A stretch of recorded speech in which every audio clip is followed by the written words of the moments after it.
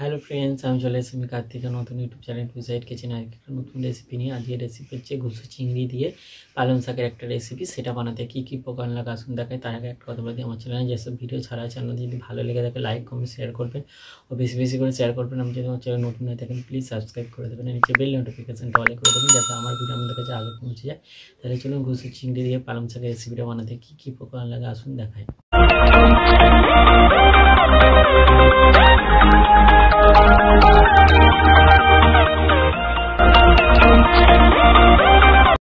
তাহলে ঘুষু চিংড়ি দিয়ে পালং শাকের রেসিপিটা বানাতে কি কি উপকরণ লাগে দেখিয়ে দেবো। তার আগে একটা কথা বলে দিই, ভিডিওটা প্রথম থেকে শেষ অবধি দেখার অনুরোধ রইল। তাহলে চলুন রেসিপিটা শুরু করি। আমি গ্যাসটা জেলে কড়াটা বসিয়ে দিয়েছি, কড়াটা গরম হয়ে গেছে। কড়াই আমি তেল দিয়ে দেবো। মাছটা ভাজার জন্য আগে তেল দিয়ে দেবো কড়াতে। তেলটা গরম হয়ে গেছে, চিংড়ি মাছগুলো নুন হলুদ মাখিয়েছি দিয়ে দেবো। মাছগুলো দিয়ে দিয়েছি, এবার ভালো করে লাল করে ভেজে নেবো। এগুলো হচ্ছে ঘুষু চিংড়ি, একদম কাদার মতো হয় সেই চিংড়ি মাছটা, এটাকে ঝুরঝুরে করে ভাজতে হবে। চিংড়ি মাছগুলো ভেজে নিয়েছি, এবার এটা তুলে রাখবো। এবার সর্ষের তেলটা দিয়ে দেবো। গ্যাসটা তেলটা দিয়ে দিয়েছি, তেলটা গরম হয়ে গেছে। এর মধ্যে দুটো শুকনো লঙ্কার 5 ফোড়নটা দিয়ে দেবো। এবার টমেটো আর কাঁচা লঙ্কাটা দিয়ে দেবো। আগে এগুলো একটু ভেজে নেবো। এবার আমি এর মধ্যে দিয়ে দেবো আলু, চিনি যেটা কেটে ধুয়ে রেখেছি দিয়ে দেবো।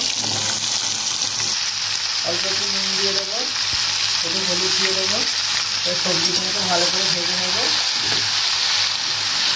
সবজিগুলো ভেজে নিয়েছি, এবার আদাটা যে বেঁচে রেখেছি সেটা দিয়ে দেবো। এবার আদাটা দিয়ে দিয়েছি, একটু ভালো করে ভেজে নেবো। এবার পালং শাকটা আমি দিয়ে দেবো। পালং শাকটা দিয়ে দিচ্ছি, এবার নেড়ে চেড়ে নেবো।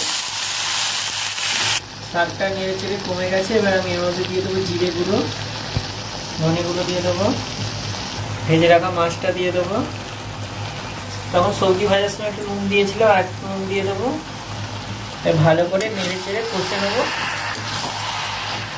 ভালো করে কষে নিয়েছি, এবার একটু জল দিয়ে দেবো। জল দিয়ে দিয়েছি। এবার জলটা একটু হালকা কমিয়ে নেওয়ার জন্য একটু জলটাকে ফুটিয়ে করে নেবো। জলটা মরে গেছে, তরকারিটা একটু নেড়ে চেড়ে নামিয়ে নেবো। দেখুন আমার ঘুষু চিংড়ি দিয়ে পালং শাকের রেসিপিটা রেডি হয়ে গেছে। এই রেসিপিটা যদি আপনাদের ভালো লেগে থাকে লাইক কমেন্ট শেয়ার করবেন, বেশি বেশি করে শেয়ার করবেন, আর প্লিজ সাবস্ক্রাইব করে দেবেন, আমাদের পাশে থাকবেন। চলুন তাহলে দেখা হচ্ছে নেক্সট ভিডিওতে।